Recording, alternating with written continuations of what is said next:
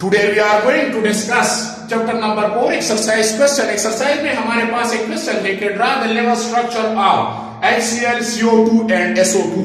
So the first one is HCl. HCl का structure किस तरह है? HCl का अगर मैं इसका लेवल स्ट्रक्चर ड्रा कर लूं, यहां पे हमारे साथ हाइड्रोजन और क्लोरीन। नाउ यहां पे शेयरिंग होती है एक इलेक्ट्रॉन हाइड्रोजन से और क्लोरीन के साथ जो है 7 इलेक्ट्रॉन, इसके वैलेंस इलेक्ट्रॉन 7 है, तो एक यहां पे आता है और इसी तरह हाइड्रोजन की तरफ से भी। So this is the level structure of HCl।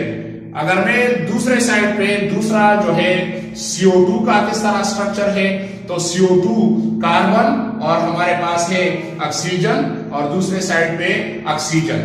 Now इस ऑक्सीजन में जो है इसके साथ 6 इलेक्ट्रॉन है, तो यहां पे 2 आ जाते हैं। इसी तरह इस ऑक्सीजन एटम के साथ जो है ये 6 इलेक्ट्रॉन है, तो यहाँ पे 2 कार्बन के साथ वैलेंस इलेक्ट्रॉन 4 है, तो यहां पे 2 इलेक्ट्रॉन शेयर करता है और यहां पे 2 इलेक्ट्रॉन शेयर करता है।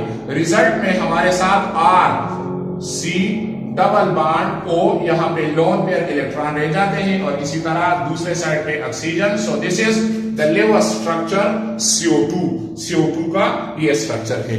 तीसरा हमारे पास है द थर्ड वन,